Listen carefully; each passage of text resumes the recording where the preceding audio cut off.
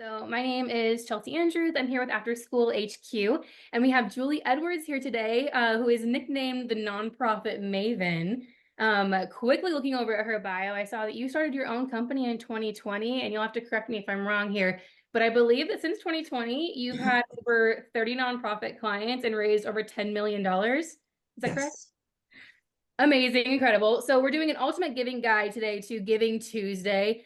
Julie can speak into a lot, but we're really going to focus in on Giving Tuesday today. So she has an entire presentation. I'm going to be watching the chat, so feel free to drop questions and comments over there. So I'll help her navigate watching those. And then, Julie, do you have a preference of if you like questions throughout or if you want people to hold them till the end? Let's hold to the end just because I want to make sure I get through everything. A lot of my slides are just samples, so we should be good to go. But yeah. Okay, wonderful. So then I'll, if people do have questions throughout, I'll be watching those in the chat. Otherwise, you want to hold them more conversationally till the end. But with that, Julie, if you want to add a little bit more to your background, feel free. But I just want to turn over the time to you because I know you were saying you were looking over this presentation earlier and it sounds pretty packed. Okay. I'm going to, hopefully sorry, y'all. Your Wrong puppy thing. in the background There we there. go. Now, can y'all see that? Okay. um, so I do want to say one thing. I was in the nonprofit world for almost 11 years as a director of development and marketing and then executive director. And all those years were at a animal welfare facility, a humane society. So a lot of my examples are from my time there. Just FYI. So you may wonder why are all these examples in here? But that is why. So y'all can see that, right? We're on the right slide. I just want to make sure because I have multiple screens, so I'm always a little concerned. All right, so between my own my own personal experience in the nonprofit world and my clients I've worked with over the past 4 years, I think I've done more Giving Tuesday campaigns than I can say grace over. I think I counted last night and it was like 50. So I've done plenty of them and I've seen things that work and things that don't work. So I'm here today to share all of that good information with you, I hope, and excited for this webinar. And again, I know it's July and it may seem super early, but it is never too early to start doing stuff because you get it done. How great would it be to walk into December, because Giving Tuesday is like this year, it's in December, and have it wrapped up and ready to go. And thank you again to After School HQ for having me. I really appreciate y'all allowing me to do this. Oops. Okay, so should you participate? We're going to talk about that first, like I said a little earlier, because not everybody should participate in Giving Tuesday. I think, again, a lot of people feel pressured to take part in the day, but it may not be the best thing for every organization. And I'm going to go over maybe some of the things you should look at as to why you should do it or not. And then we're going to talk about where you should start, best practices, and I'm going to give you sort of a step-by-step strategy plus tons of ideas and samples. Okay, sorry, y'all. I got two screens, so I've got two different things going on. I apologize. So Giving Tuesday, if you don't know what it is, it was created in 2012. It's a day of encourages people to do good. It's not necessarily about giving, and we're going to talk about that too. It's not all around money. But since it's gone into a global movement with hundreds of millions of people participating, and this is the great thing about Giving Tuesday, on average, organizations receive 10 times more donations on Giving Tuesday than they do on any other giving day. And I looked up the 2023 Giving Tuesday stats just this morning. The average online donation was $134. They raised a collective just in the US, because it is participated in worldwide, of $3.1 billion from 34 million people. And then I thought this is an interesting stat I dropped in here, because don't judge the age of your donors, but 18 to 34-year-olds who knew about Giving Tuesday, 82% of them participated. So I thought that was interesting. So we're going to talk about now about why you should participate. So here are the things I feel like you need to really consider when you're thinking about whether you should participate. The first one is, what is the size and the engagement of your email list? Giving Tuesday stirs up a lot of feelings, as Julie Shannon said earlier. People either love it or loathe it. But your email list is not just about the size, but the engagement again. If you have a low click-through rate, a low open rate, it may not be the best thing for you. Social media is abysmal right now as far as engagement. You can't control social media, but you can control your email list. But if you have a list of 1,000 people and 50% of them are engaged, that's the same as having a list of 5,000 people that's 10% engaged. I mean, so really look at the engagement of your list, because you can have a small list and still do really well on Giving Tuesday. I will give a perfect example of that. I had two clients last year end. One of them had a list of about 2,000 people. One of them had a list of 20,000 people. And the one with 2,000 people did better, almost double what the person with 20,000 people did. But because they were very engaged with their list, they have a lot of conversation with their donors going on, whereas other people barely thank their donors. So it's just, that is a lot about your engagement with your donors. The good thing is we have time to do that. And so that goes into part two. Do you maintain ongoing communication with your email list? And then also, do you have the resources to plan and run a campaign? Resources are time, money, and people. Giving Tuesday doesn't really cost a lot of money because it's mostly pretty much all online, digital. But it does take some time to do things. And again, if you do it more in advance, you can get things scheduled. It's not as much of a hardship on your team if you're a small team. And then, do you have a compelling reason to give? Which we're going to talk about that because I saw a comment from one of the attendees about they didn't do so well to they had a specific thing to raise money for. And I'm going to talk about that because I think that is important. So again, Giving Tuesday is pretty much a digital campaign. I've had some clients send a postcard or something, ahead of time, sort of like a save the date, but the majority of your gifts are going to come via email or social, and probably most of those via email. So is your email list engaged? Are you sending regular monthly emails, just to report back to people, to thank them, to let them know what's going on with your organization? Again, do you regularly thank donors or report back to them after campaigns via email? Do you use it for other fundraising appeals throughout the year? And consistency is key here. It's not necessarily sending a lot, but being consistent. So, you can send 20 emails in 2 months, or you can send 2 emails for over the course of a year. And it's better to be consistent than to pile on, because I've had people, again, clients I've worked with, I'm like, have you sent any emails this year? And like, no, I haven't sent any emails since last holiday season. So that's not good. You have to engage with your donors and your supporters on a regular basis. And to again develop that relationship, let them know what's going on, let them know how their money's being used, and thanking them for supporting your organization. Next, again, talking about resources, do you have the team members to support the implementation leading up to the day of the campaign? There is a lot you can do in advance. However, Giving Tuesday does require some work the day of, and you need to think about that ahead of time. Do you have a way for donors to donate digitally easily online?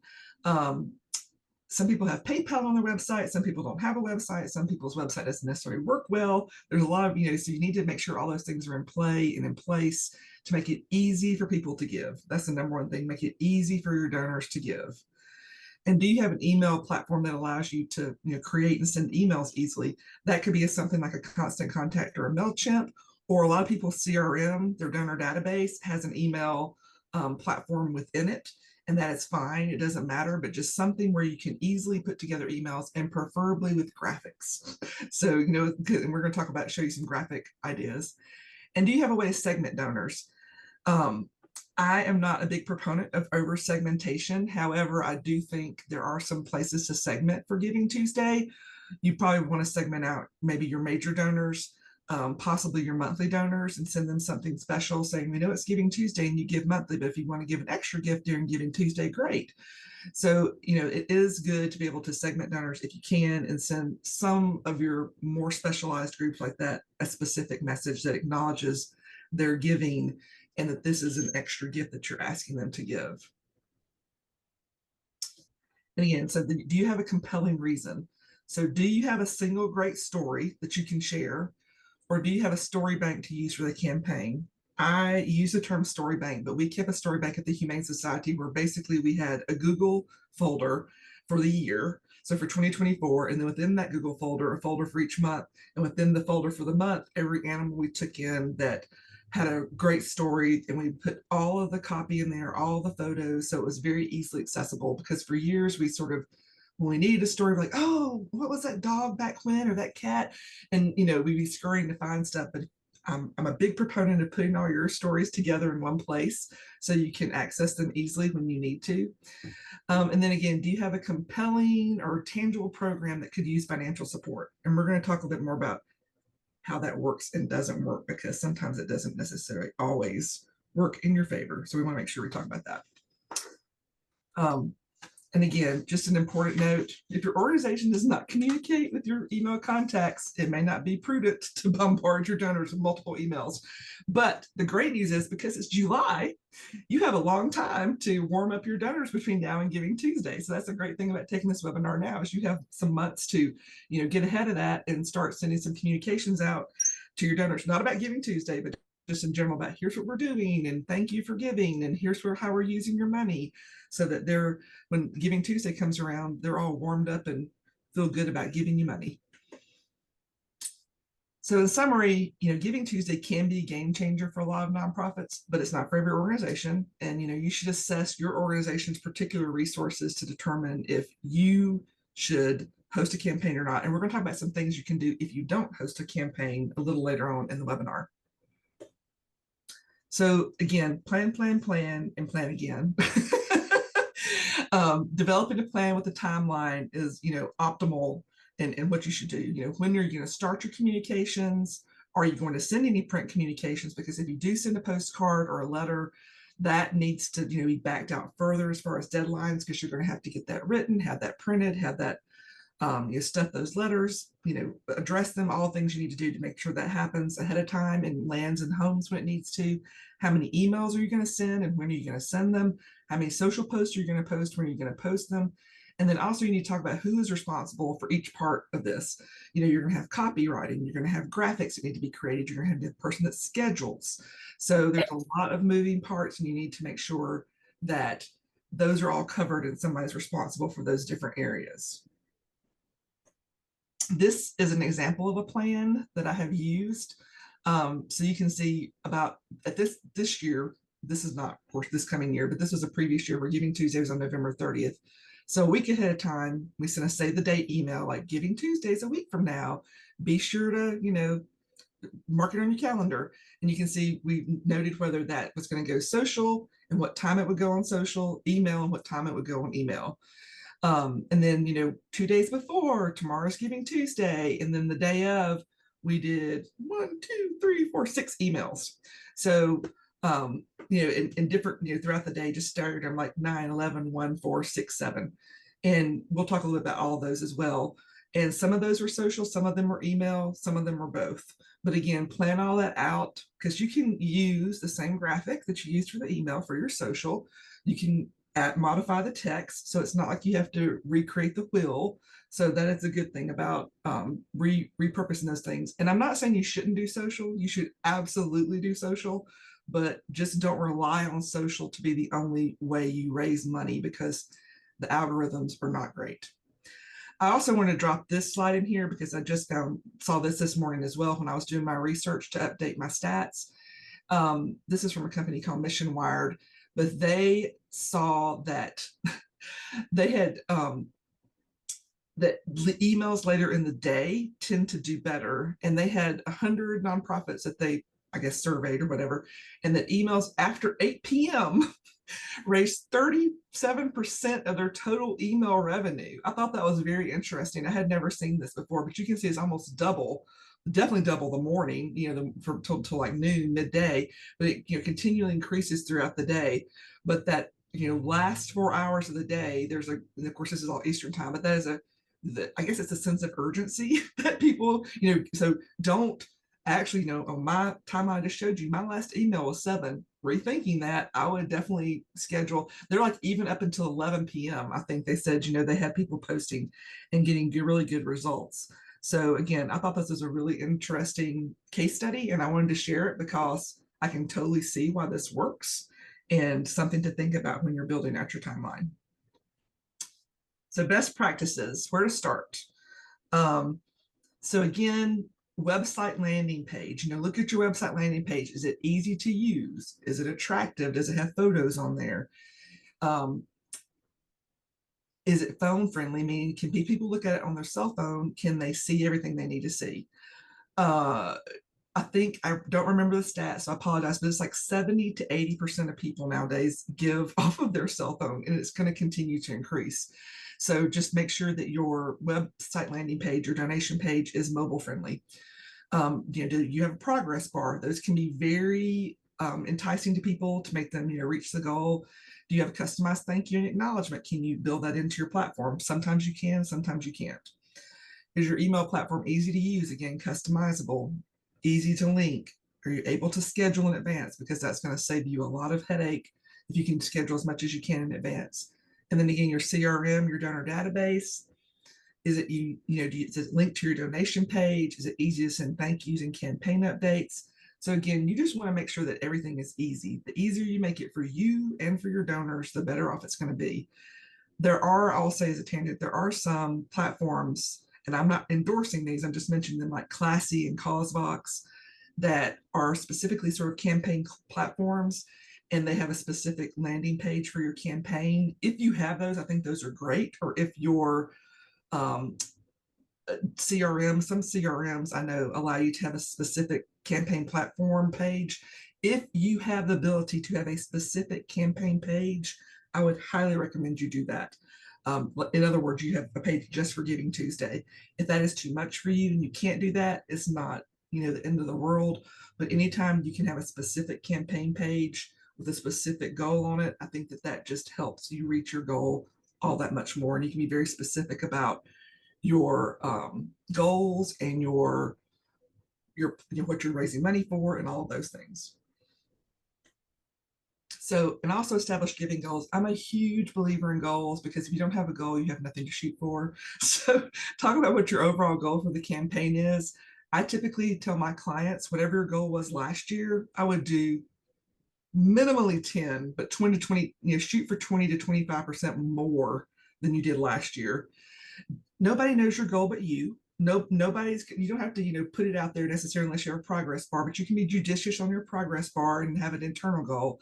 I also like to have a stretch goal. So maybe your goal you promote to the public is 10%, 10 to 15% more than you did last year, but maybe your stretch goal is 20 to 25% more than you did last year. But, I always like to have a goal to hit and something to strive for. And then also think about, what is your average ask going to be and your ask string. And we're going to talk a little about that. Your ask string is like your range of donation amounts you're going to ask for. And then I always, again, tell people to try to raise money before Giving Tuesday. I call it salting the pot, if you've never heard that term.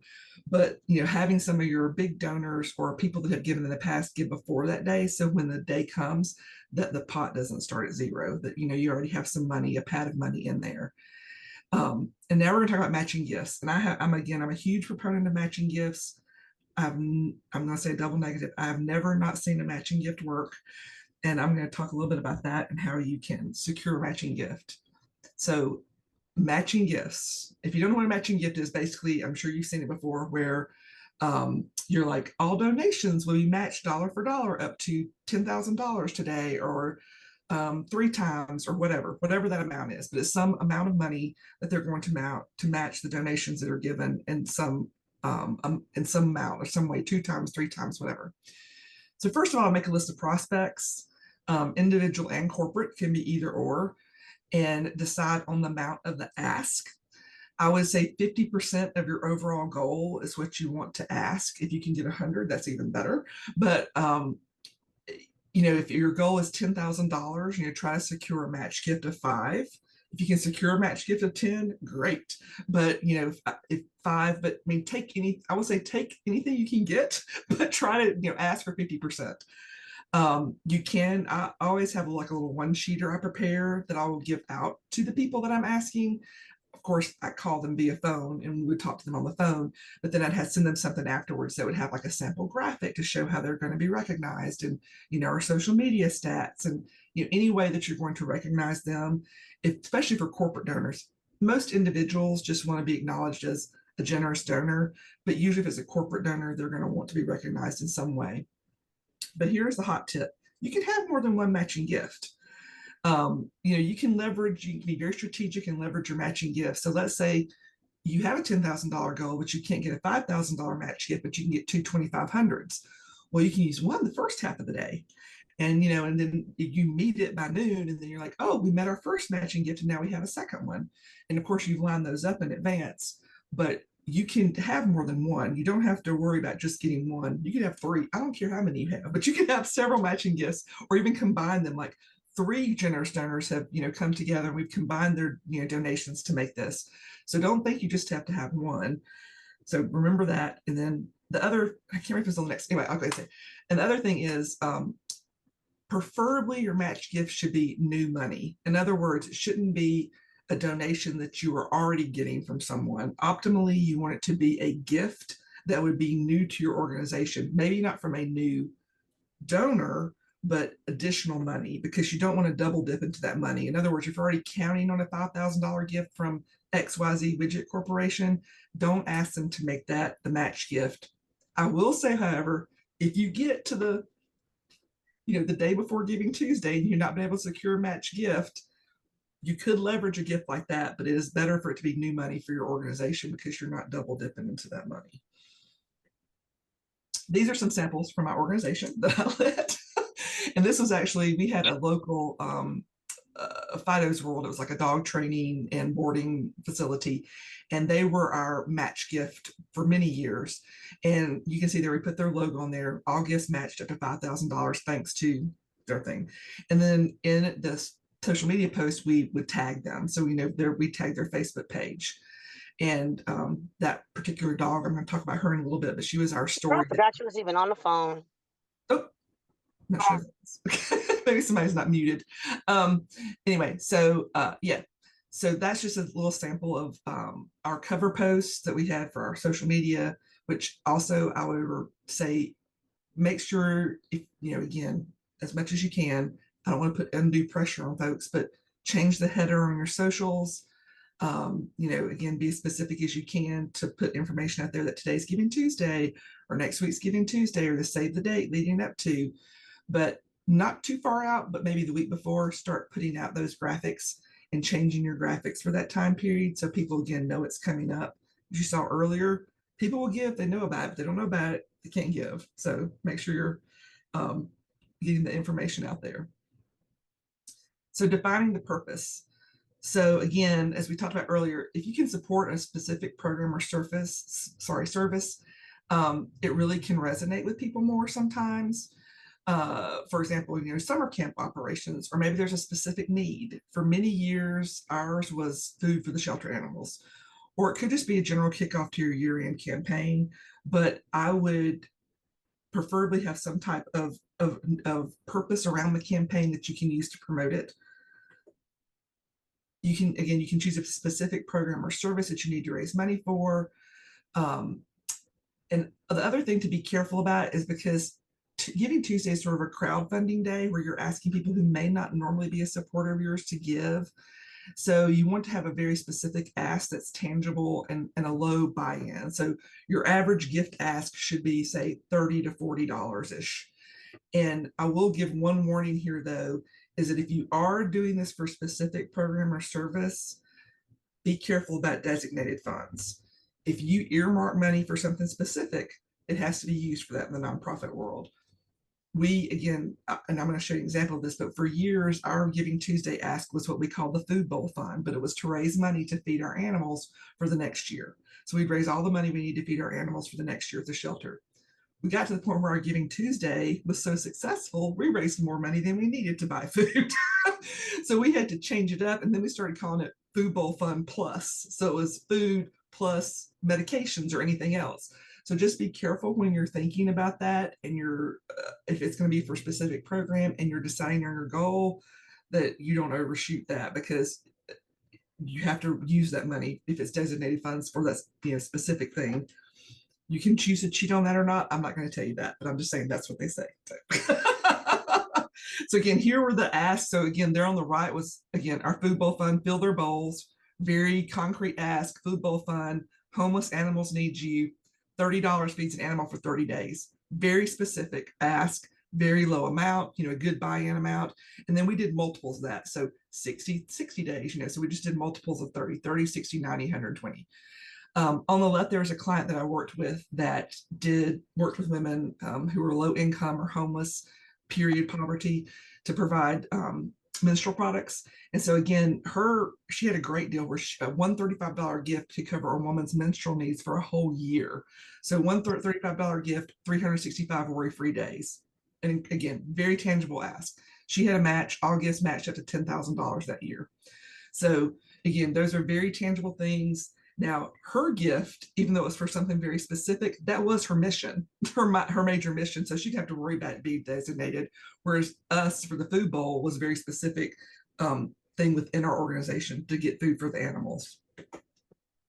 I also like this approach. If you don't really have something specific that you want to fund, or a service or a program, you can do the amounts. Now these are high amounts. I just pulled this down as an example, but you can, $100 can do this, or $50 can do this. And then of course they put becomes whatever out there because the match, they obviously had a really large match if 100 becomes 800, but anyway, but you can say, 100 becomes 200, and it can do this, it can do this. So if you don't have a specific program, if you can assign something that will help do, then I think that also gives donors sort of a vision of what the impact their money will make, which is very powerful. So again, gathering your support. So this is very important. Decide on your stories, get your photos together. If you're going to use videos, which are really great to use, videos continue to be very engaging. Any quotes or testimonials. And then again, I'm going to say this, don't be afraid to take one really great story and repeat it throughout the campaign. Oh, it's not there. So the dog I showed you early, Siva, every year, this is dark humor, y'all, but when you work in animal welfare, you have to have dark humor. We would joke that, we a lot of times we did get an animal and we would follow the animal throughout the year-end campaign, and it pretty much every year worked out.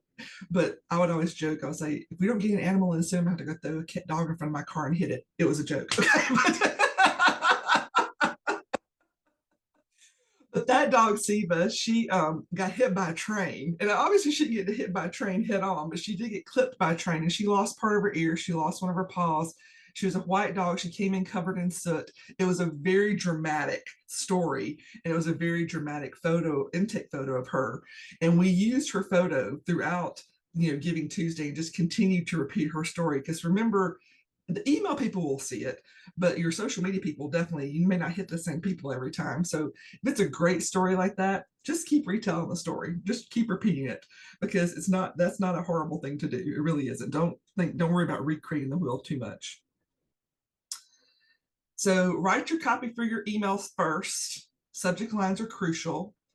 FYI, I have a freebie that comes with this webinar that has like 2 or 3 pages of subject lines for emails for y'all. So y'all will get that. But even just Google social media, not social media, sorry, I'm sorry, email subject lines, and for Giving Tuesday or for campaigns, and you can find there's tons of information out there. But giving, as subject lines need to be engaging. They need to get people to open, so sort of mysterious, and or have a sense of urgency, like last hours, final time, that kind of stuff.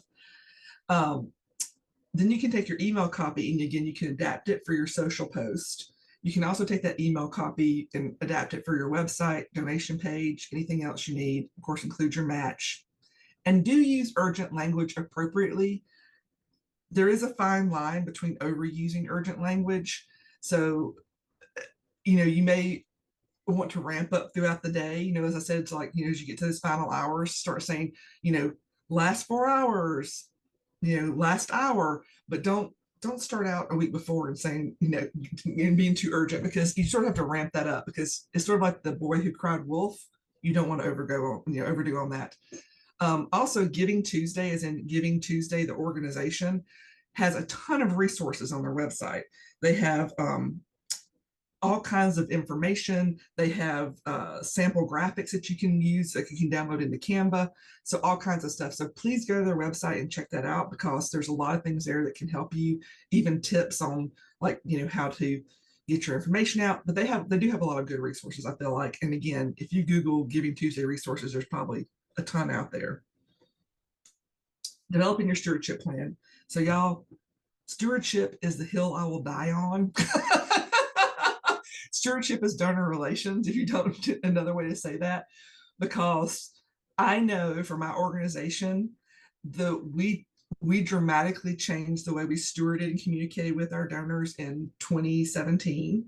And between that time and the time I left in 2020, we increased our donations by 300%, from 400,000 to $1.2 million. And I know, I feel in my heart of hearts that a large part of that was because of the way we stewarded our donors, because we really started engaging with them, thanking them, reporting back, telling them how we were using their donations. It is so incredibly important. And I have a whole webinar I do on donor relations, and it is amazing to me and also heart-wrenching that so many nonprofits still do not thank at all or thank appropriately. And I know it's easy to get out of a campaign and be overwhelmed and need to go on to the next thing. That's why I'm telling you, write your thank you copy at the start. Don't wait till the end and go, oh God, we need to send thank you letters, thank you emails.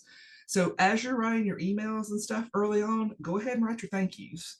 Go ahead and get them loaded up into your donor database, your email platform. But you got to do this, y'all, and especially for Giving Tuesday, because Giving Tuesday is right before your year-end ask. So if you fumble the ball on Giving Tuesday, you could be screwing up your year-end campaign somewhat. So you got to thank people right for Giving Tuesday, especially because you're about to roll into your asks for year-end. So make sure that you do this. I'm going to give you a plan, but prepare a print letter, because you may get some donations. And also I would have a script for phone calls, because you may want to do phone calls. So this is a sample. Now this donor relations plan was one we used for year end. And ED is executive director, DD is development director on there. But this was one that we used just for year end, but you could do something adapted this way for Giving Tuesday. So we have separate plans for mailed and online gifts. But I would suggest that, I don't know what a major donation obviously is for your organization. A major donation for us at that time was $1,000 plus. But if we got $1,000 plus donation on Giving Tuesday, they got a call that day or the next day from a board member or me. And I had that lined up in advance. So I had a few board members that were my phone callers, and I would send them the script ahead of time. And I would say, you got to be on alert that day, and they would be on alert. So if we got, if I got a notification from my donation database processor, I would just forward it immediately to my board member, and they'd call like right then if it was before 5 or 6 o'clock that day or the next day to thank that donor in person, online. And then we send, of course, they got their autoresponder. Now let's talk about this. The autoresponder receipt, y'all, is not a thank you. Even if it says thank you on it, it is not a thank you. So you have to send another separate thank you. So after it's all said and done, I would have the next day, the day after Giving Tuesday on Wednesday, they need to get an email. Everybody who donated on Giving Tuesday needs to get an email. You can have an option where you allow people to give, to the end of the week. We're going to talk about that in a little bit. And if you do that, you need to send out, emails to everybody who gives. But do have a plan in place about what's going to happen, and have your email ready, have your print ready. If you're going to do phone calls, get your board members or you or someone on your team to do calls, have that script ready, have it all ready, and do it. I'm going to be really adamant about that. Here are some thank yous. So again, we had these ready in advance. Again, this was Siva, the dog I talked about earlier. And in the letter on the right, we put in her story, homeless and alone. Siva was hit by a train 2 weeks ago, and though badly hurt, she miraculously survived. Her list of injuries was long, but because of you, because you gave money on Giving Tuesday and you doubled your love, because that's what we said, she's going to get better. She's going to find a home for the holidays. So you can include your story there as well, and we put a picture of her in our thank you letter. Put photos in your thank you letters, your print thank you letters. You absolutely can do that. It doesn't have to be color. We printed it out in black and white, even though it's color here. And we also dropped in the logo for our matching sponsor.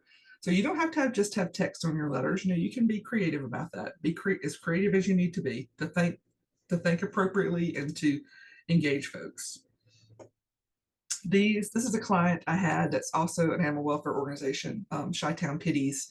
And photos, y'all, are so good in emails. And especially, and I know not everyone can do photos. I know that if you're an organization that deals with domestic violence or human trafficking or something that's very, privacy related, that you may not be able to do photos.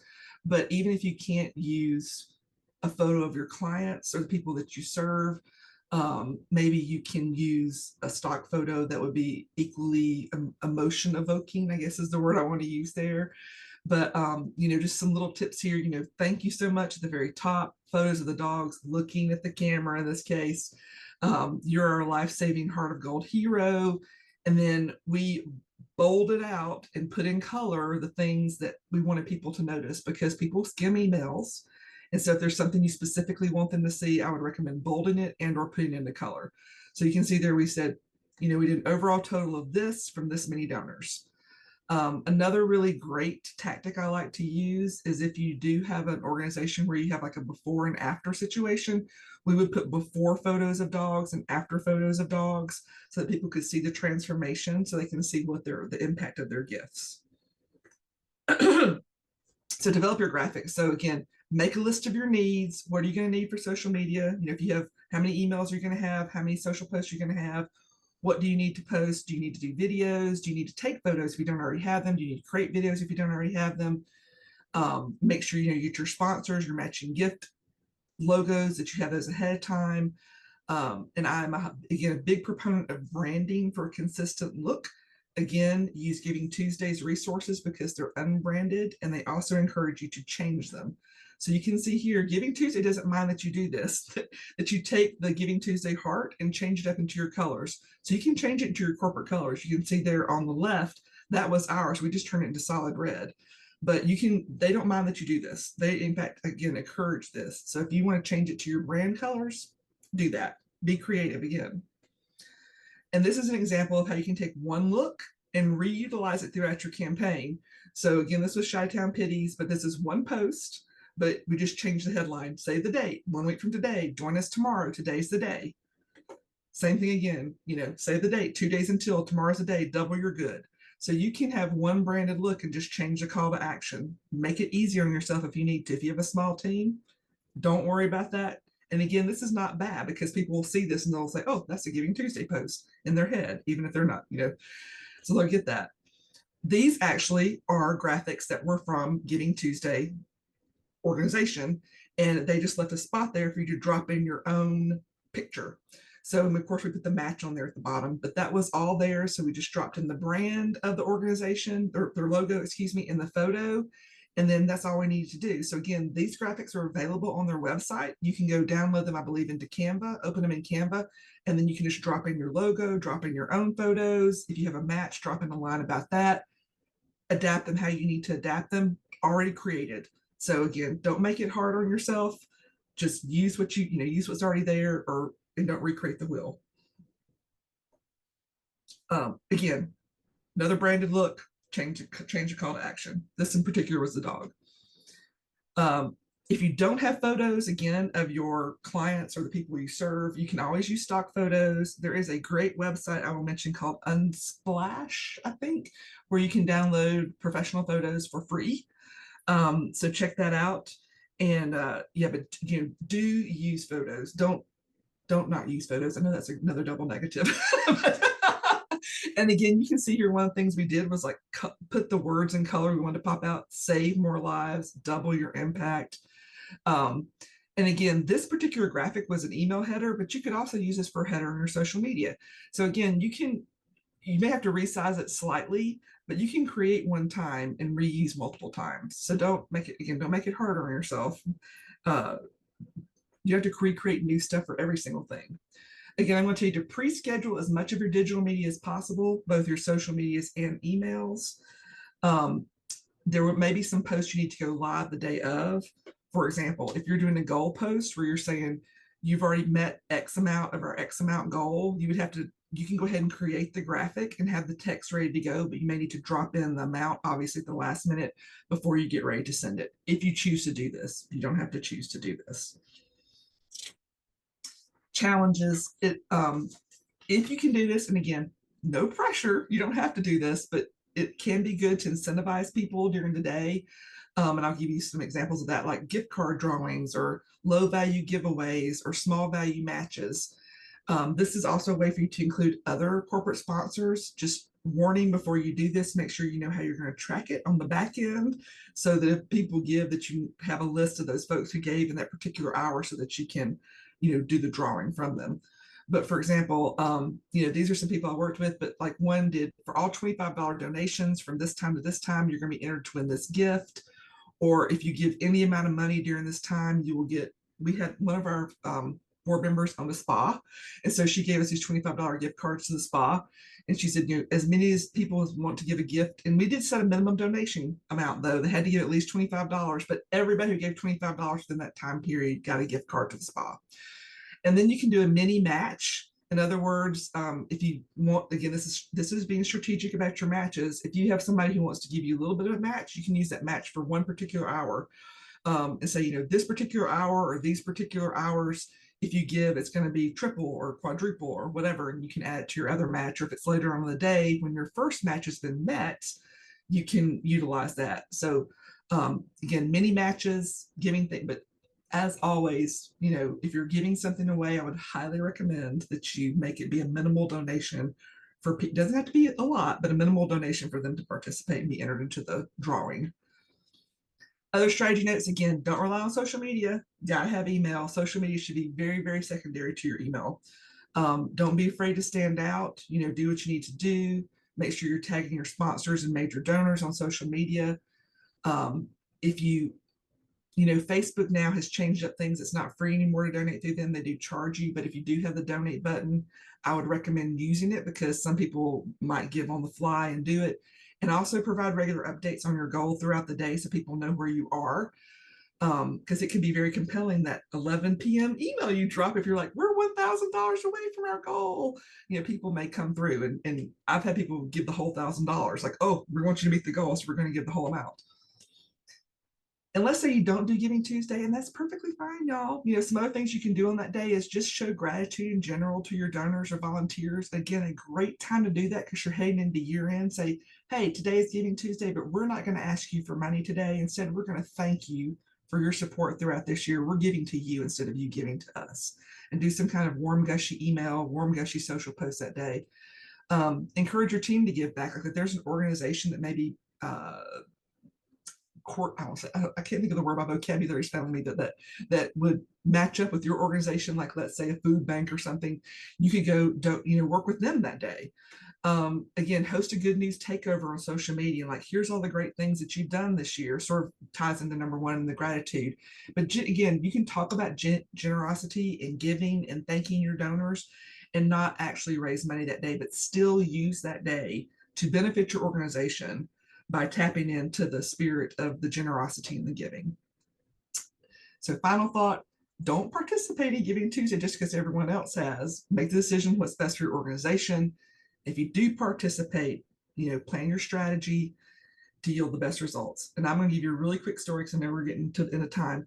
But last year, I gave this same presentation to an AFP chapter, to an Association of Fundraising Professional chapter in Cincinnati.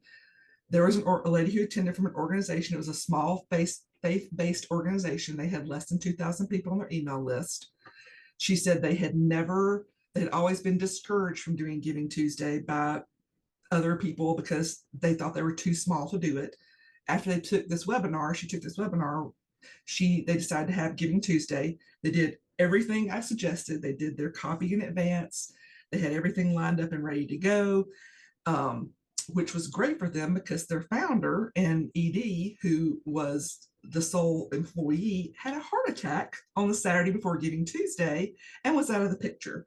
So she was part of the board. So they were a working board. So they were able to still follow through with the campaign and implement it, even though he was in the hospital. So they did follow through with the campaign and implement it. She emailed me the evening of Giving Tuesday. At that point, they had raised $9,500. They went on to raise over almost $14,000 for their very first Giving Tuesday from a list of less than 2,000 people and one team member, who, by the way, was in the hospital. And she said, we followed, and I'm not patting myself on the back. I'm patting her on the back because she did the action. I can sit here and teach y'all all day long to do stuff, but if you don't go do it, it doesn't matter. But she did the action. She said, we did everything you said to do. We had our thank yous ready to go. The next day on Wednesday, we sent our thank yous, and we also gave them another opportunity to give. If you didn't give yet, you still can give. Here's the link. So again, she did everything and they had great results.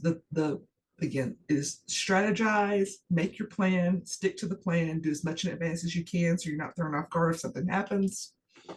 my freebie. I have a freebie with all these checklists and worksheets in it. And again, some subject lines for emails. We will get that link out to y'all in the after email from this webinar. This is my information. You can scan that QR code if you'd like to have a free 30-minute call with me. That is my dog, Millie, who is a rescue, who is my VP of Positive Client Relations.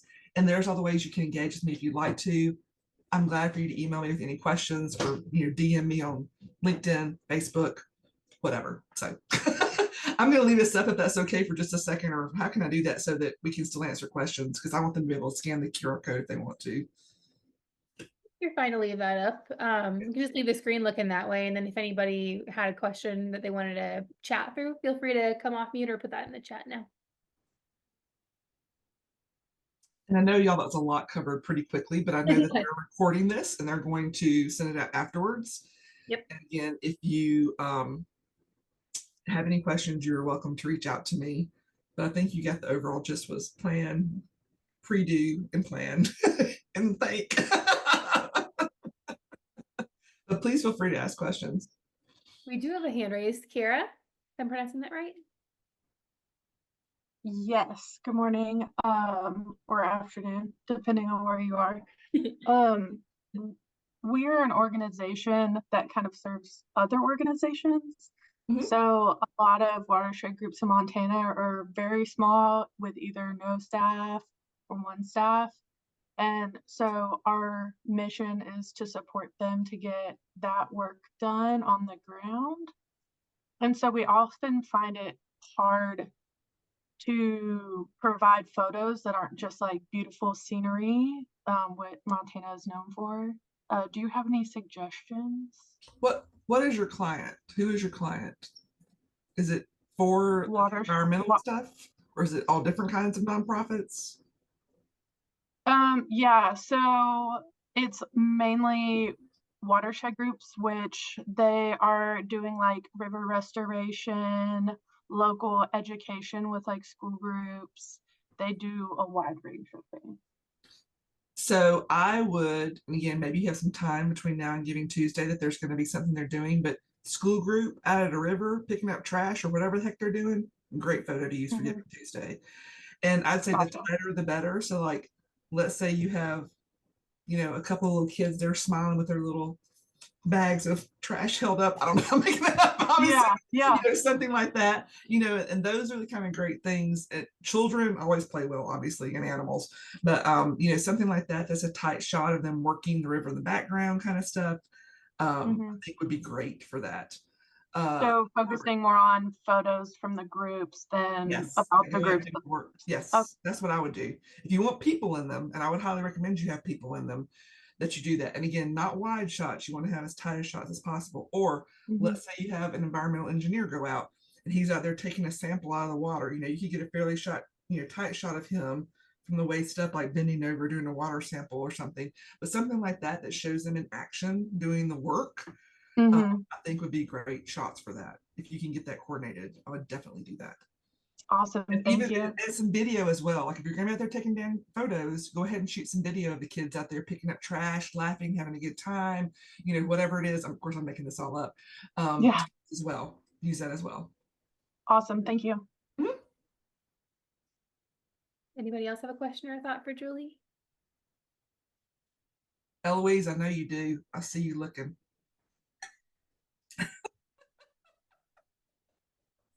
Nothing specific, no.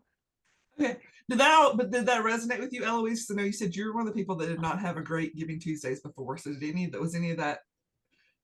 Yeah, definitely. Good to you? Okay. It's really helpful for us to really think about like what we have. I think we were kind of like you mentioned, just doing it because we felt like we had to.